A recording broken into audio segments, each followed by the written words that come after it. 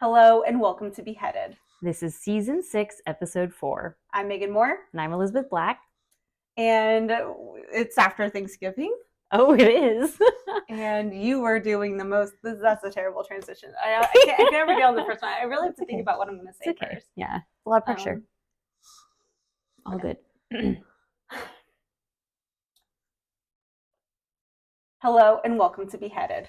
This is season 6, episode 4. I'm Megan Moore. And I'm Elizabeth Black.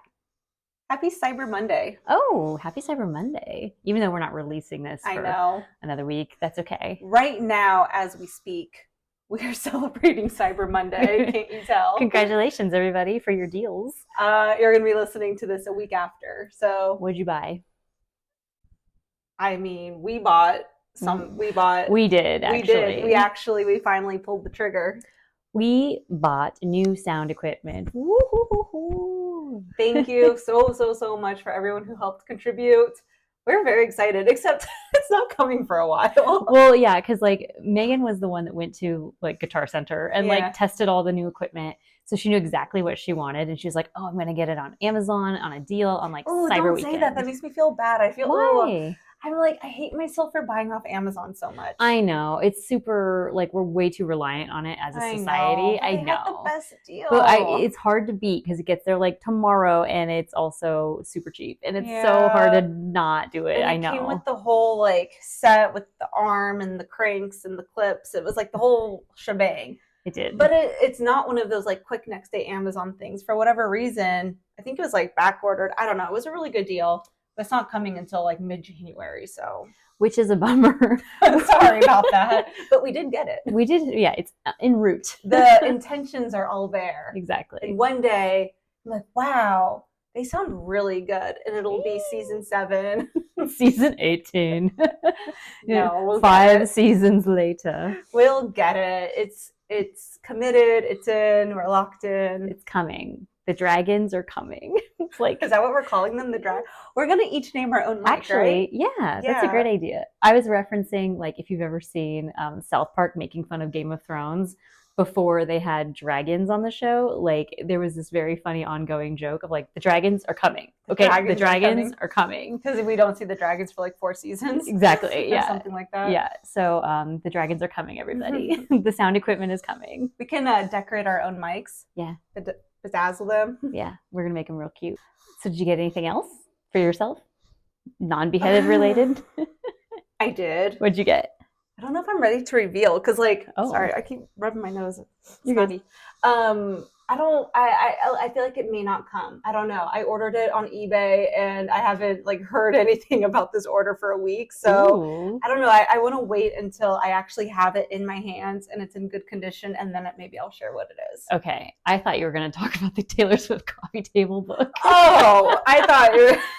God, how embarrassing. You have a lot of very exciting purchases coming your way. I've had a lot of big purchases, evidently. We've had the microphones. Yep. I bought myself a little Christmas gift from my husband that I will wrap and put under the tree for myself. Romantic. Does anyone else do that? I mean, I wouldn't say I do that. I don't get it and use it and then wrap it and just have something to open. Is that weird? But I mean, there's definitely when you've been with someone for a few years, you're I know.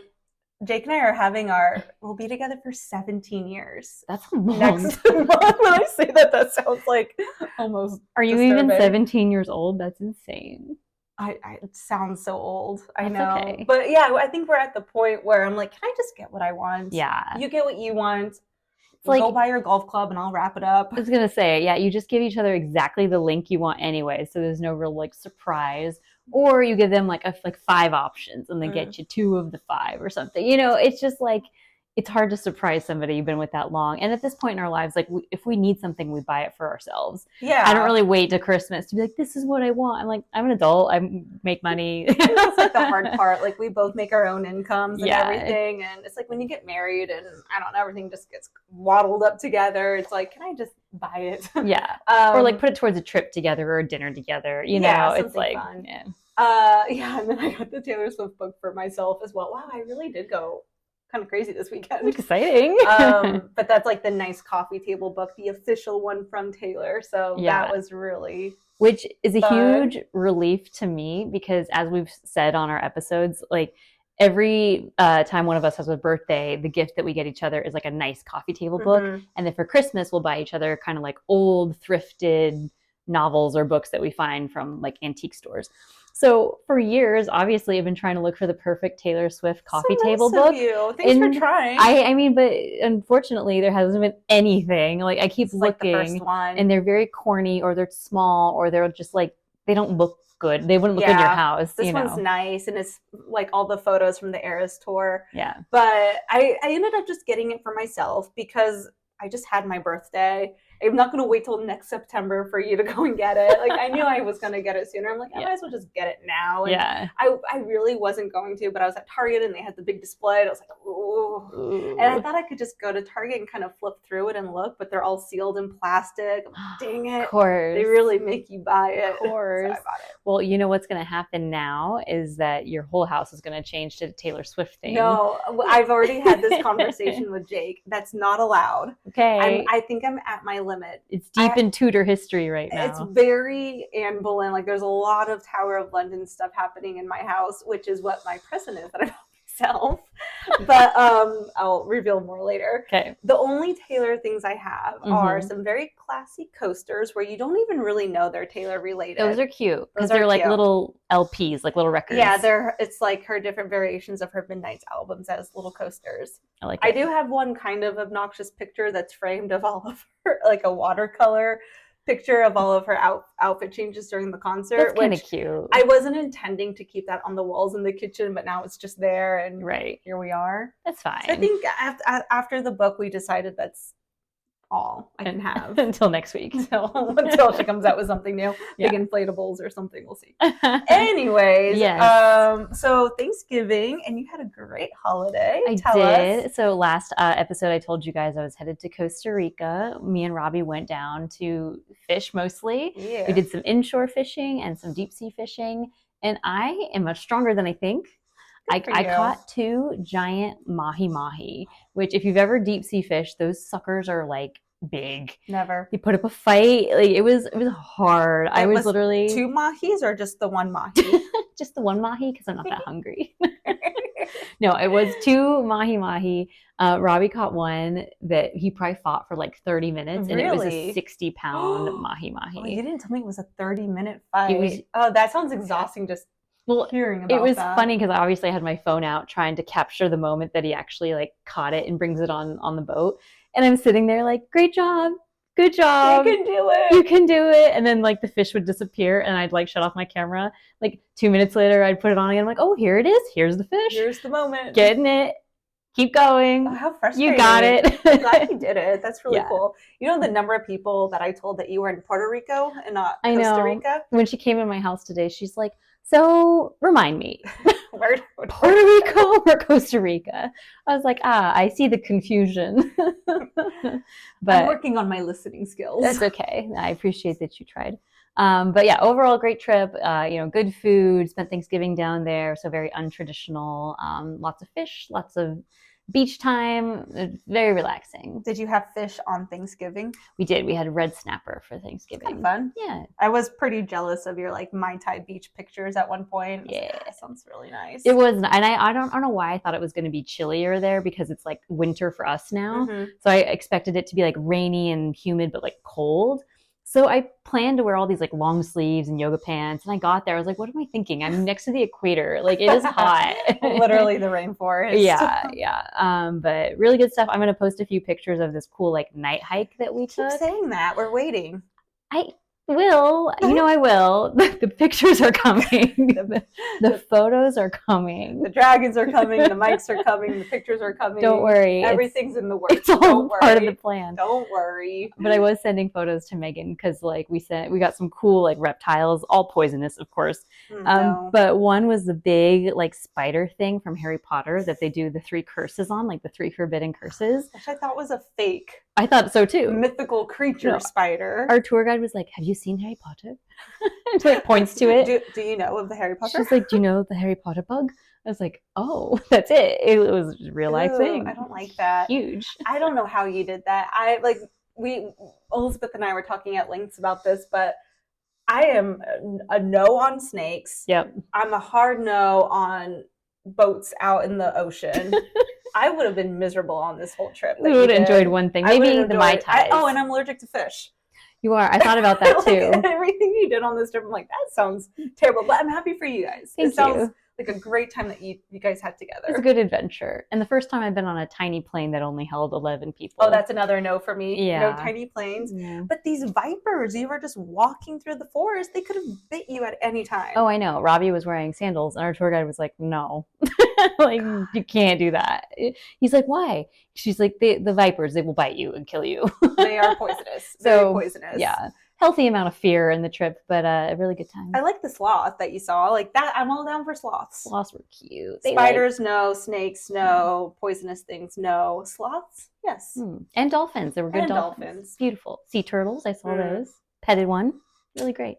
Well, again, so this isn't going to get released for a week. Yeah. So, but today, big news came out in the history world. Yes. We have to talk about it. I got all excited. Like the first thing I woke up to, and you kind of check your messages and whatever. Like, what is everyone buzzing about with the princess in the tower? Yes. Really cool stuff. Oh, yeah. So we've talked about Princess in the Tower before. It hasn't been an official execution episode for us, though. Well, we talked about it's not. Perkin Warbeck. Yes. Which he claimed he was one of the lost princes in the tower. Right. And was executed for that. Right. Go back to season 5. Yeah. Was it our season 5, episode 1? Season opener. Look at that. Excellent. What's the sticker? Oh. But yeah, Tracy Borman had a really, really cool special, which if anybody knows how to find the full show in the US, please tell us. And it's funny, several people were also messaging me today, did you figure out how to see it? It's like, no, I've just been watching little clips off of YouTube or whatever anyone's posted. But like, if anyone has access to this and they want to share, we'd love to see it. We won't say no. Yes. New information has surfaced, needless to say, and it's a very exciting time. And I love this period of time, too, because I feel like the first news is like all anyone sees, and then there's ways to interpret it and like, things that come about. So the next couple of weeks are going to be thrilling. Well, it made it into the newspapers. Like it's that big of a situation. Yeah. So in case you live under a rock or you haven't gone and searched for this information yet, Professor Tim Thornton revealed this discovery buried deep into this will that the Capel family, I think their names were, Mary Capel. It sounds right. Our pronunciation. Yeah, was inheriting the chain of office of Edward V, who I'm not going to call King Edward V because he technically was never crowned. He was still a prince. But anyways, the older of the brothers of the Lost Princes. And she somehow got it all the way from James Tyrrell. Again, us. And supposedly, James, the rumors go, James was in cahoots with King Richard and did the actual deed of killing the taking two out the two boys. Right. And the only way he could have ended up with this very personal piece of Edward's was if he was there during final moments and somehow passed it through his family. So all of this links to truly believing that King Richard did have James kill them. Does it actually solidify everything? Like, no, but it's close. Like, that's pretty cool. Yeah. I don't know. Yeah. What are your thoughts? Well, I was going to say, and stupid reference here, but it reminds me of the show Only Murders in the Building. Where, like, again, like having something from someone's like body that only you could really access in their last few moments, it's like, it's pretty damning. I feel like it's hard to be like, how did you come across this information? Yeah. So, like the ring from Voldemort to the Gaunt's ring. That's like another one. Exactly. Of like, how'd you get this? Another good example. Anyways, that was really exciting. So I'm like, again, really want to see the full episode, but like, I feel like this is hopefully going to spark even more stuff. And it's just really cool. It's a good reminder of why we love history so much. Right. Because regardless that this took place over 500 years ago, there's still new discoveries all the time. And we just don't know what else is out there. Very similar to the discovery of Thomas Cromwell's Book of Hours. Like just buried in a library. Some things are just sitting right. I say our faces, like I'm part of the historians also researching and looking at things, but some things are just right there and you just don't realize it. And everything is just a little piece of evidence. Well, and even when I don't know if we talked about this on our show, but when we talked to Professor Susanna Lipscomb in real life, we were talking about how it's crazy how much is in the hands of private collectors. Yeah. It's like you assume, oh, everything that's been found is now in a museum. And it's like, actually, I think that's just a sliver of it. Like so many of this is maybe buried in someone's like warehouse or family home or whatever. Like things are just waiting to be found all the time. Or in a giant will. I mean, that's pretty tedious to have to read through every line, which you don't think you're going to get anything that fascinating out of it. Right. But just slipped in there. Oh, I have Edward V's chain, by the way. Like, okay, maybe nothing much. Yeah, and we missed that for 5 centuries. Yeah, and it's just been sitting there. But when someone like Professor Thornton takes the time to actually read through everything, right, you're just like dissecting it. Exactly. It's pretty cool. So, anyway, but before we get in the evening, I hope you enjoyed your dinner I made for you. Ooh. Something I call the black dinner for you. Get it? You get it, everybody? Thanks, Elizabeth Black. You're welcome. We were really vibing off of pretending like we were in a tavern. We had just been on a long journey. A dark, moody mist kind of lingers outside. Some clinkering of some pewter ale thingies. Goblets were clamoring around. This is a pint. You had good Game of Thrones music on. I did. We also should have done like the sound effects for when you're playing like Dungeons and Dragons and stuff. Oh yeah, like when I play Catan. Yes. That's I actually noise. did try to find it. Apparently, it's not on Pandora. It's on Spotify, and so. It was perfect. We had a lovely beef stew. Yes, beef stew that was in the crock pot all day. So it was really good. The beef was all tender and it fell apart. Thank you. Needed a tiny bit more salt, but that's okay. I know for next time. We made some roasted potatoes. We made like I had anything to do with it. We are involved. Thank you for including me. Welcome. I ate it. A good salad because we needed our greens, and then these tiny little baguette things, which was just like garlic and olive oil. Some bread to dip into the stew. Tasty. So thank you for coming. Thank you for being here. And thank you for bringing this beautiful bull statue, which we will get to why that is here. We're alluding to a lot. Stew, dinners, bulls. Black dinner. All right. So this is a very exciting episode, and it actually is a story that inspired the Red Wedding from the Game of Thrones series. So if you know anything about that, and there are some spoilers ahead, we'll tell you when they actually come. So if you're like, oh, I haven't seen it yet, don't worry. We'll give you a little... First of all, what have you been doing for the past 10 years? No. First of all, where have you been? How are you a fan of ours and have not seen it? Maybe someone who is like a teenager now and they were too young to see Game of Thrones. It's true. Still, people haven't seen it. I was that way with Sopranos. Like, I was too young when Sopranos came out the first time, so I didn't see it till I was like 30. So, like, I get it. So we'll try to do spoiler alerts. Otherwise, just when we start talking about Game of Thrones, maybe just pass through that. Yeah, like fast forward a minute. So we're going to talk about the beginning of the story, which is the background of the Clan Douglas. And the Clan Douglas is an ancient clan in the lowlands of the Scottish country. So it's a noble house that's been around, since I think the early 12th and 13th centuries, probably even before. And they were one of the most powerful families in Scotland during the late Middle Ages.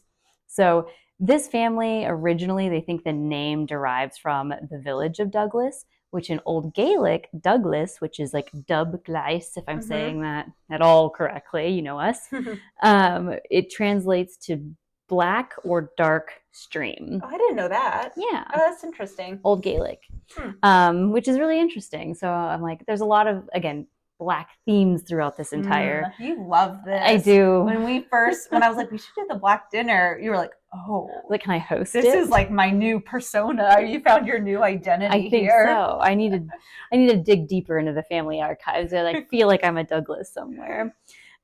So just so we're a little bit again clear of who they are, where they come from, and a little bit about their coat of arms. So we've talked about coat of arms and like heraldry and symbolism, specifically with like King Henry VIII's wives in the past.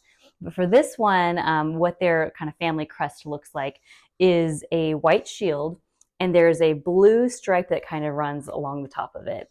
And within the blue stripe, there's 3 stars. And this is important because we're going to talk about things that are added to the family crest a little bit later once they kind of do more deeds throughout history. But that's kind of like what it looks like at the beginning. So the first, I guess, way they really come into prominence, other than just like being a big family that's known throughout their town, is in the Scottish Wars of Independence. Yeah. So this is in the 13th and 14th centuries. And Sir William Douglas, the Handy, they called him, which I like that term. The Handy. That's what I'm going to call my husband. Jacob the Handy. Jake the Handy. He's the governor of Berwick upon Tweed, which is such a cute name of a place. Was it Handy or Hardy? I can't read my writing. Oh, I can't read mine either. Oh, shoot. I think it is Hardy. Sorry, I can start that part again. No, it's okay. We'll keep it rolling. Okay. That's fine. I do keep on going. I'm just like, I'm truly curious now. I'm gonna I think it says Hardy, and I pronounced it Handy because of my R's. Let's look this really quickly here. It's Sir William Douglas the Hardy. But I like Handy too. That would have been a good one. Jake the Handy. Jake the Hardy. I mean, that works too. We're just going to roll with that. So he was the governor of, again, Berwick upon Tweed. I think I might have even said that wrong the first time. That's okay. That's fine. He was at some point captured but then released after he agreed to accept the claim of Edward I of England as the overlord of Scotland. So as we've kind of learned from our like William Wallace episodes in season 1, this is like the ultimate struggle between Scotland and England, right? Like Scotland did not want to be a part of England. England kept trying to enforce its will upon Scotland. So this is one of the first like ways the Douglas clan gets involved with, I guess, the English like clash. So after he is released, he then joins who other than William Wallace. We know that name. We know that name from season 1, episode 8. But then he was captured again, taken to England, where he died in 1298 as a prisoner in the Tower of London, the world's most romantic location.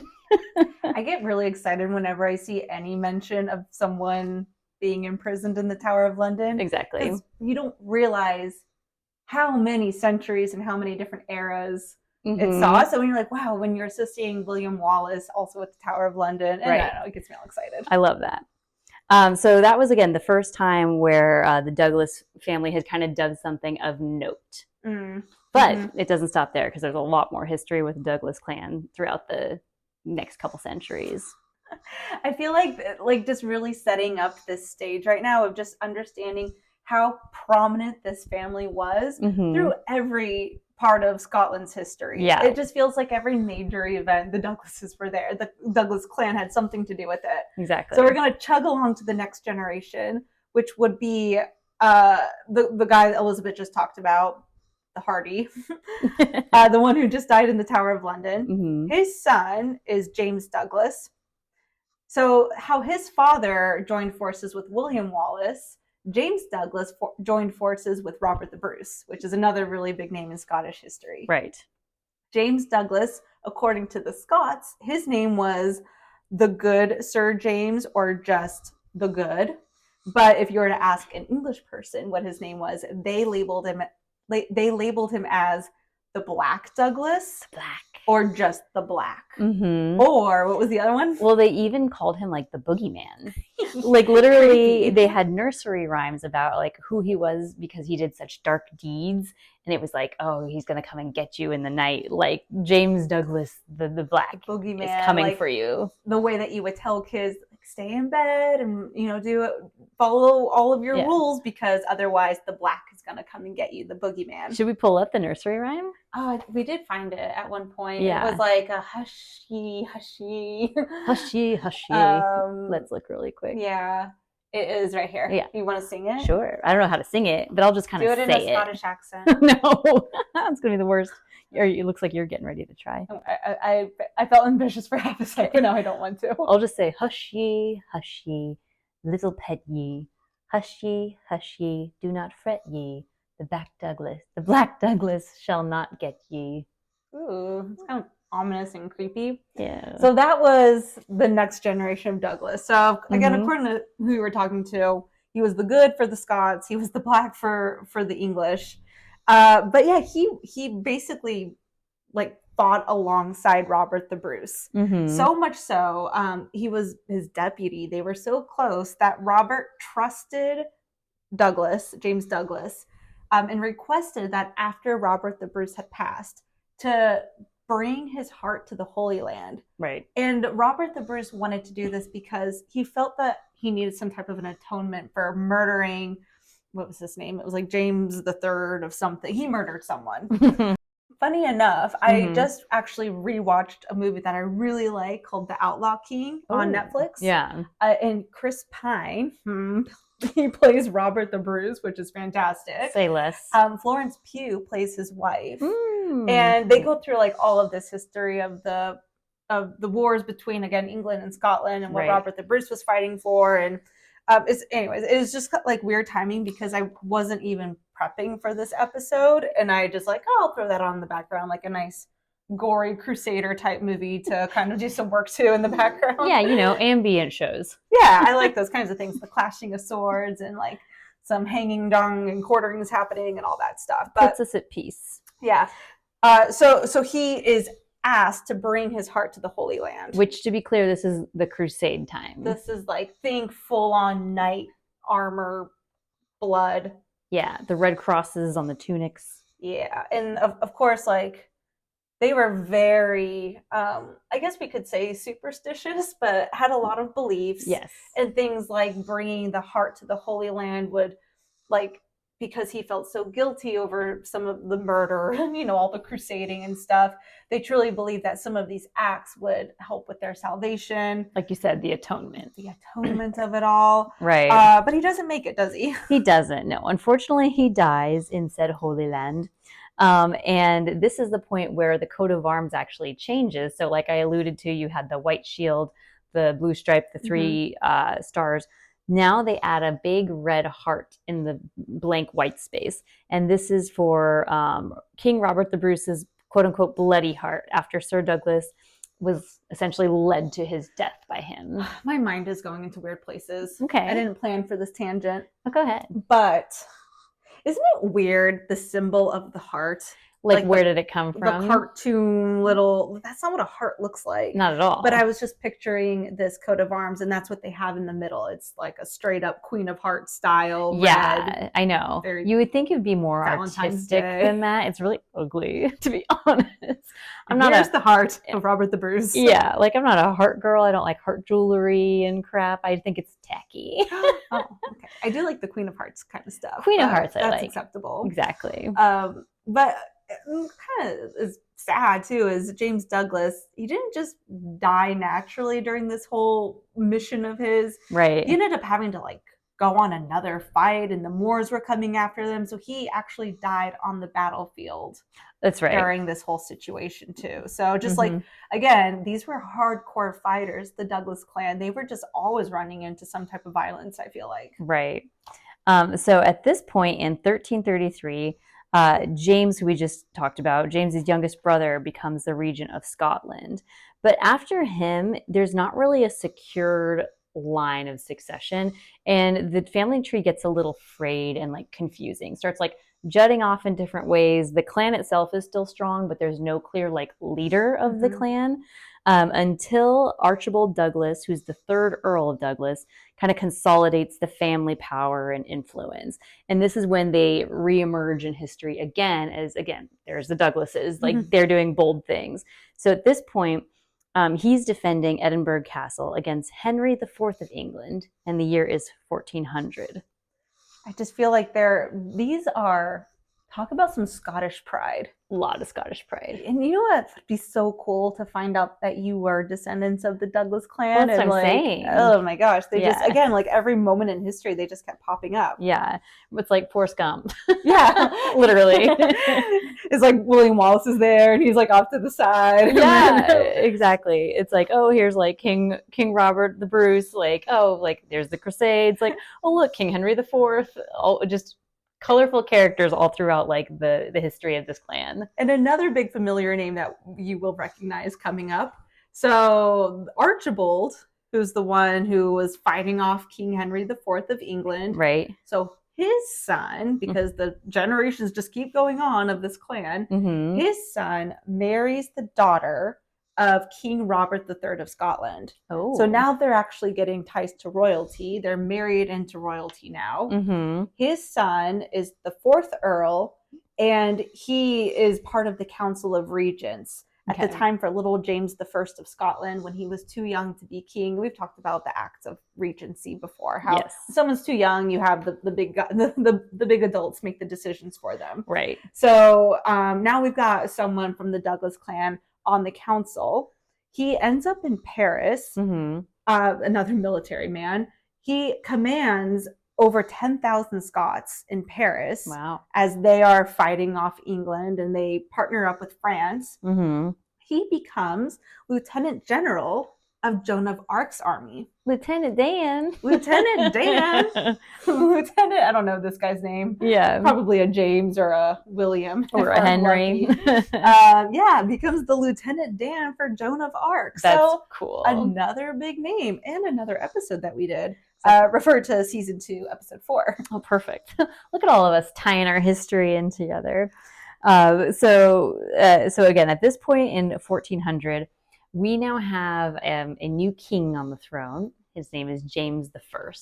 So James I, we're not going to get like into too much of his background, but what you need to know is that he dies in kind of a very abrupt fashion. He's actually assassinated. So we were watching this really good video about like how he tried to escape, and he's literally like in his bedchamber, and he's like tearing up floorboards trying to find like safe passage, and he ends up finding his way into the sewer. But because him and his wife were like big tennis players, which I didn't even know was a thing in the 1400s. Yeah, but sure. I think it was like when the concrete little like enclosure, you know, where like they Ever like After. It's kind of, exactly, just like Ever After. It's kind of like racquetball modern day. Anyway, but they literally right before this escape had ordered that the sewer be blocked off because they kept losing tennis balls down the sewer. The tennis balls were just so important. We can't lose tennis balls. Because he was so adamant about not losing his tennis balls. Right. He lost his life over it. He couldn't escape from the sewage when these assailants, the rebels, were coming in to murder him. Yep. He couldn't escape out of his own castle. Exactly. And they ended up assassinating him. Exactly. So James I dies before, you know, he's kind of an old king. So he leaves the throne to his son, who's only 6 years old at the time. So this is now King James II. And King James II, obviously, like we said, is not going to rule on his own when he's 6. He needs a regent. He needs somebody to look over him. And who is going to be that regent? Another Douglas. Perfect, because their name is just, they're climbing up the ladders here. So at this point, the 5th Earl of Douglas, he is going to be the one to be the new regent. And at first he's like happy to have this position, right? Because he's now like shepherding this young king. He could probably gain a lot for his family with being the regent. But he ends up dying a little too early in 1439 of, I think he's sick. Fever. Yeah, some sort of fever. He's probably the first one who didn't die on the battlefield, right? To be honest. How feeble. How weak of him. Everyone else is getting their limbs chopped off. And yeah, everyone else is with Joan of Arc, William Wallace. Robert the Bruce. Yeah. He's like, I have a little cold, a little runny nose. It didn't last very long, unfortunately. Yeah. So at this point, King James II, who is still young, he's only 10 years old, is now going to have a new regent, and that person is going to be the Lord Chancellor, Sir William Crichton.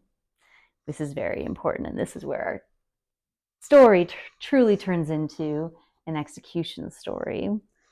William Crichton, he was, like you just said, he's like the First Lord, he's a Scottish nobleman, and he's really protective over the 10-year-old James II. And he keeps him in the Edinburgh castle. Almost like a prisoner.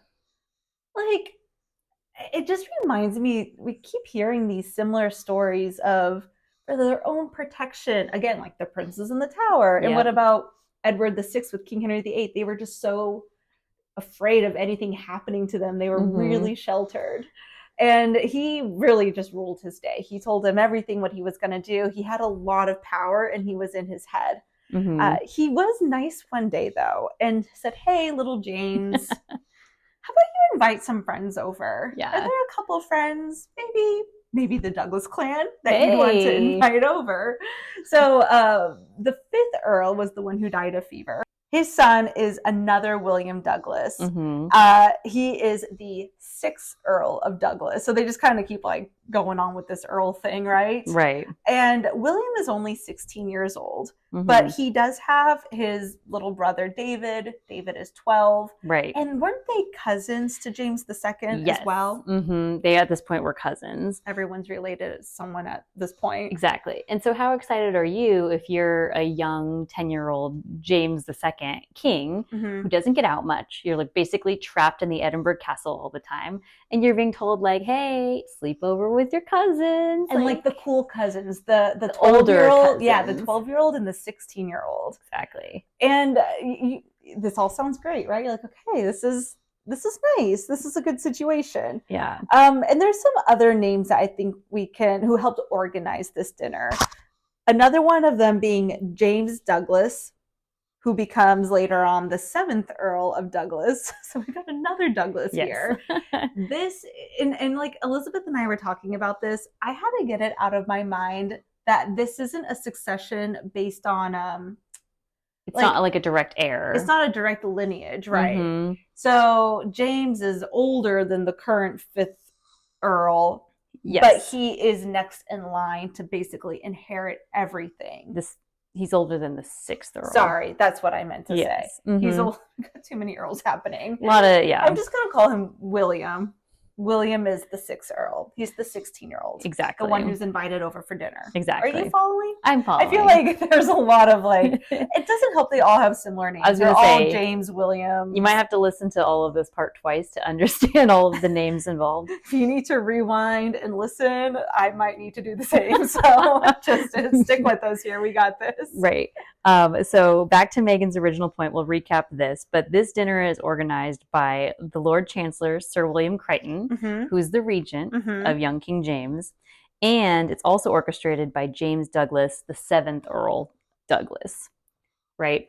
Correct. He's the one who's going to inherit everything should anything happen to young 16-year-old William Douglas, and the he's 6th his Earl. uncle. Yes, exactly. The scheming uncle. It's always the scheming uncle. Always the scheming uncle.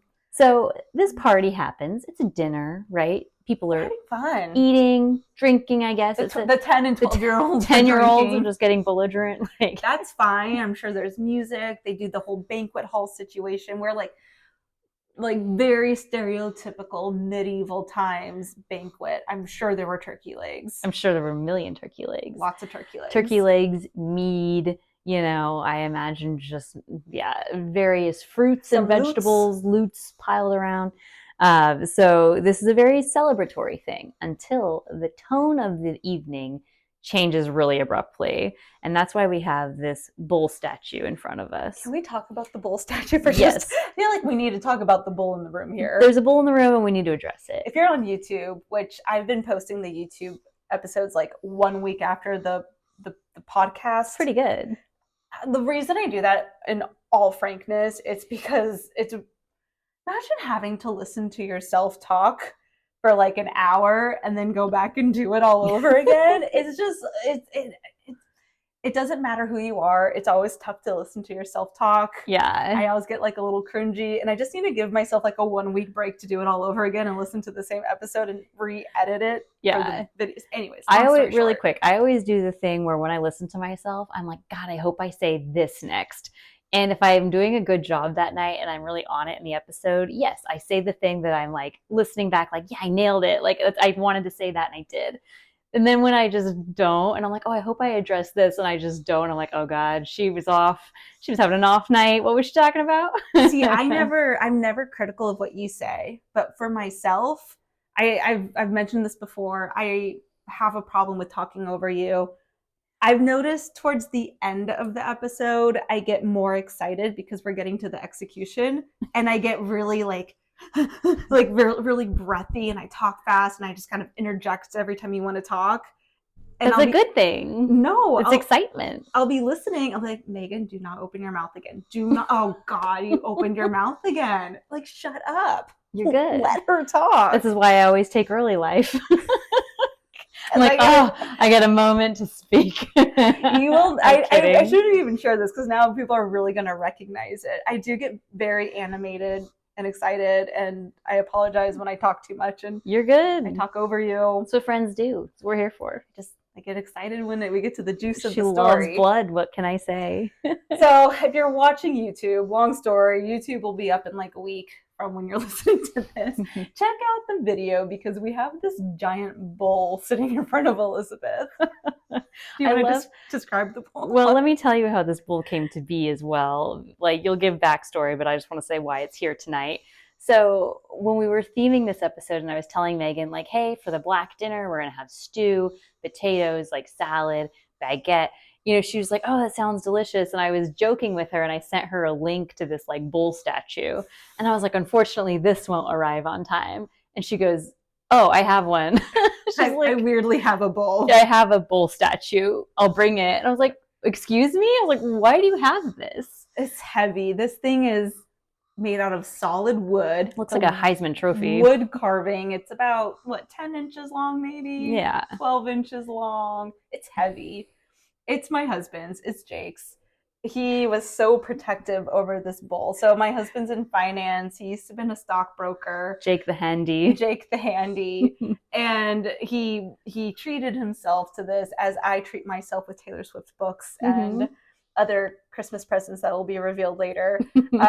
He got this as he hit a milestone in his portfolio and he was very excited about that. So he bought this bull because you bull up, like a bull market. Yeah, and when you're in a bull market, it's up because the bull goes up, and when you bear down, you bull up. Yeah, bear market, bull market. Anyways, that's why I have a giant bull. And if you've ever been to New York City, like Wall Street, there's a giant bull statue in the middle of the street. This isn't exactly that, but it's very similar. And in Frankfurt, Germany, because we had to go and find it, and you rubbed the bull. He made you go find that? Yeah, we have a picture in front of the bull. You didn't tell me that. Where do you rub it a momentous occasion of my life? I don't know. It is now. Remind me, I'll show you a picture of it. Wait, where do you rub the bull? Wherever you want, I guess. There's not one place, like a horn or his nose. I don't know. Where do you rub it in New York? I don't know if you do. I don't know. You might. Maybe I've seen it. I've never rubbed it. No, it's always worn off in the bronze. I don't know. We don't need to get into rubbing the bull the Buddha too belly. Yeah, okay. I don't know. Anyways, he's very protective over this bull. He gave me very specific instructions on the transportation of it. It required pillows in the car. Said the horns are fragile. Yeah, but it's in good condition. Jake, when you're listening to this, we're taking good care. Looks really good. Though my dog did not like this bull. My dog's met Megan a million times. And he's always very skittish. He's a shelter pup. We adopted him. Yeah, so he's always skittish when anyone enters who's not me or Robbie. But this particular day, he sees Megan with this giant bull in her hands and just went nuts. Oh my God, he lost his mind. He was growling at it. Just cowering and growling. It was a combination of wanting to attack, but also really afraid to get close to me. Yeah. It's okay, buddy. It's just a fake. So he does not approve of the bull. The bull is a little bit intimidating. It's good. But there's a reason we have a bull, which brings us back to our story. So here we are in this big banquet hall, big feast, drinking, mead, all the things, right? Tone changes. What comes out next on a platter but a severed bullhead? Bloody black bullhead. With a ring in its nose. Yeah. Giant nostrils. Tongue flopped out. Yeah. Maggots are starting to form on it. I like this. Keep going. It smells. Kind of stinks. And just drops in front of the two young Douglas clan members. So William, who's 16, and David, who's 12 years old. And in Scottish lore, Gaelic lore, the black, the head of a black bull means death. So it's this omen of death. And all of a sudden, everyone's like, wait, this is no longer a fun celebratory party. What does this mean? The music stops. The lute players stop. They picked up on it immediately. I think if it were us, we would have been like, I'm not really into bull. Like, let's keep dance. Let's keep going. I would have whispered to my brother and been like, King James likes really weird food. I'm not eating that. No, they knew immediately this is an omen, and they're telling us a sign that we are not in a safe situation right now. And as soon as they make that realization, they're literally dragged out to Castle Hill, which is right next to Edinburgh Castle. And this part I wish there was more detail. I really do. All we know is there was a mock trial or a sham trial, meaning an expedited, very quick, like who knows who was even there, like makeshift trial that was like, actually you both are guilty of treason, you're traitors. Was there a jury? Was there a judge? Was there any... It had to have been fast. Yeah. This is also after dinner. So... Right. It's late. Like, is everyone from the dinner now outside just witnessing this? Or some people are like, oh, I'm going to go to bed now. I don't know. Were people prepared? Like, who was in on this where they knew that this was going to happen and they were on standby, prepared for this quick trial? Yeah. We don't know how long the trial, that we're going to air quote it, the trial even lasted. But it really seemed like a in, out, bada bing, bada boom. Not only that. Yeah. Why? Because I like that you said bada bing, bada boom. It's my catchphrase. Yeah. This quote trial took place at the execution site. Right. At the castle, which is the Castle Hill you were referring, kind of like Tower Hill. I was literally just going to say that. Yeah. Like very Tower similar. Hill is to Tower of London as Castle Hill is to Edinburgh Castle. I might be fantasizing a little bit, but like presumably there could have just been a scaffold there already, like a permanent established scaffold. Because that's where executions happen. Where they did all their beheadings. Right, right. Imagine the terror of being pulled from dinner by guards and then you're just taken to an execution site. Yeah, and you're like, oh, by the way, you're a traitor. Like, get on the block. The like claims of being a traitor were so vague. I don't even know what they were. They basically at one point said that they spoke against James II, like their buddy cousin that they're having a great time with. Like you're conspiring against the king, right? Because that will always do you in. Like you spoke ill against the king, you wish for the king's death, or you're conspiring about the king. So whatever it was, like no evidence, no real trial. Like obviously this is all just a makeshift quick thing that happens.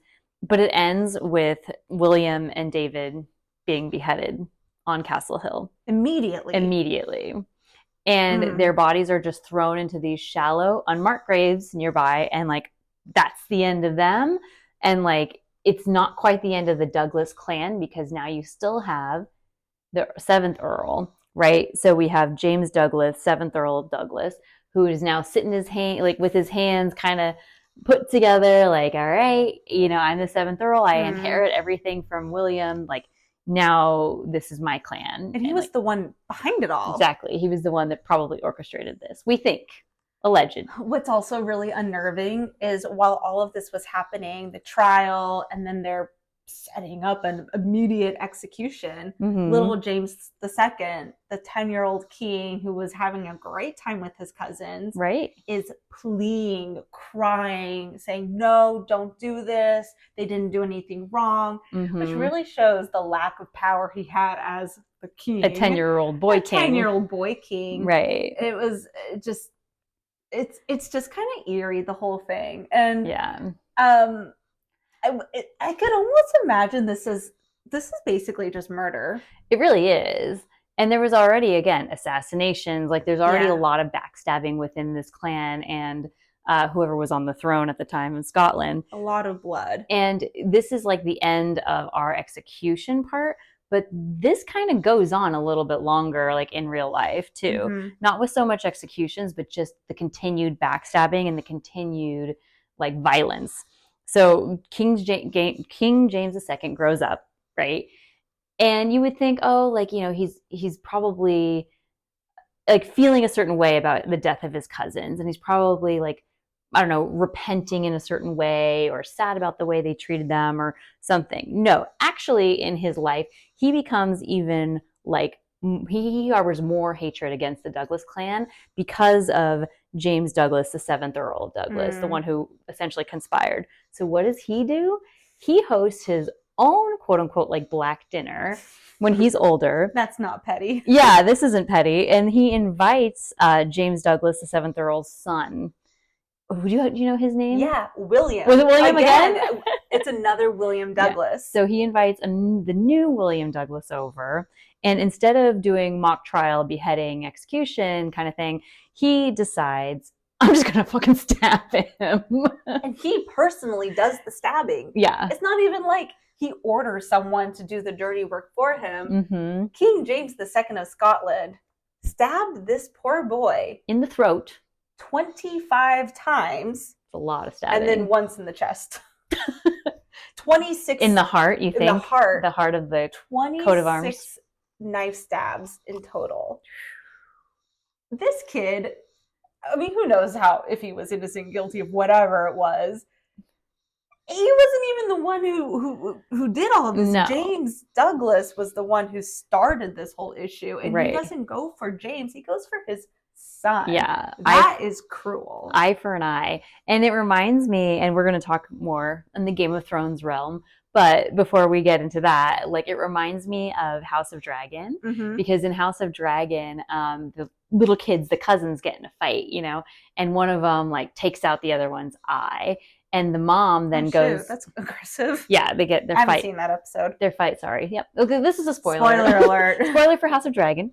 So one of the little boy's eyes gets taken out, and then the mother goes to the other mother and says, an eye for an eye. Like, I get your son's eye kind of thing. Oh my God. So it's like... Game of Thrones is messed up. It really is, but it's, you know, it's funny because J.R.R. Martin has even... Or sorry, yeah. Yeah, not Did Tolkien. I say it wrong? I know, I want to say J.R.R. Tolkien. Martin, he said that like even as disgusting as my writing is and the situations and the scenarios, like, history is worse. And that's where he was inspired by this whole story of the Black Dinner. Right. So what he did in the Game of Thrones series is he did the Red Wedding. His version of the Black Dinner. Yeah. The Red Wedding. Yeah. So the Red Wedding, if again, spoiler alert here, but the Red Wedding, if you don't know what it is, and if you're not planning to see Game of Thrones in the future, it's essentially where Robb Stark, who's like the main character of the Stark family, he breaks a marriage pact with the House Frey. So in turn, Lord Walden Frey like hosts this wedding for his daughter and invites Robb and the rest of the Starks to this wedding, being like, oh, water under the bridge, it's okay that you broke this marriage pact. Break bread together. Break bread, like, everyone's drinking, happy, everything's great. Again, tone changes, entire Stark family is massacred. Like, Robb Stark, his mother, you know, and all of like the men that he came with. It's a trap. Yeah. But what's funny, going back to the Douglas clan though, no one saw what was coming with the first Black Dinner with William Douglas and his brother David. But to kind of set up and reenact and reproduce the same dinner, wouldn't you kind of be on your guard? I think, yeah, for centuries, if anyone invited me to a dinner, I'd be like, I need protection. I need some type of oath signature. Well, that wouldn't even make a difference, I'm sure. Yeah. They were just so violent. Everything was right. And killing. Before the Black Dinner, it was kind of this mutual understanding that if you invited someone to your home to like dine with you, it was like implicit that you would be safe. Like, the host is hosting you, you're going to be here with us, like, nothing bad can happen to you. Obviously, that was shot to hell after the Black Dinner and then the second Black Dinner. So again, I don't know why you would ever even leave your house after that point. But, you know, people got to eat. You get invited to a nice dinner. They have some nice wine. You're like, there's no bull on the menu, is there? Yeah, that's not going to happen again. I would get original. Come on. Yeah.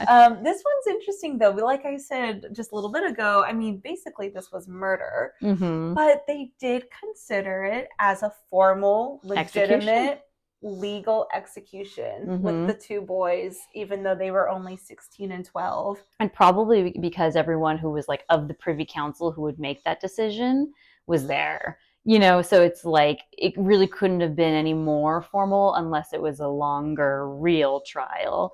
But they figured, hey, everyone's here who's going to decide on it anyway. Like, let's just go. Like, no remorse whatsoever that these were young boys who really did nothing wrong. It was all over power and James Douglas wanting to get the inheritance and be the 7th Earl, and people just really hating the Douglas clan. They just really believed that they had too much power, and this was how they were going to do them out. But that wasn't quite the aftermath. That wasn't quite the results. They continued to be a strong family, right? Am I wrong in that? No, you're right. I mean, for generations, it was still a good Scottish family. Jeez.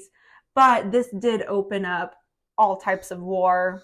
Oh, I was going to say, yeah, for the rest of King James II's reign, I mean, it was essentially littered with civil war at this point, right? Like, who can you trust? Which clans can you trust? Like, you already have the English trying to overtake you, and now you have infighting within the Scottish themselves. So I thought this was like a really dark and twisted story. The first place where I heard it was on the Greatest British Castles with Dan Jones. Oh. He does a little segment on it. If you, the very first episode is all on Edinburgh Castle and the dark history of it. Yeah. And, I love a good reenactment, and they bring out the bull and all of that. So I love that. It's pretty dark. Yeah. Well, and I loved researching this one too, because there were so many Game of Thrones connections.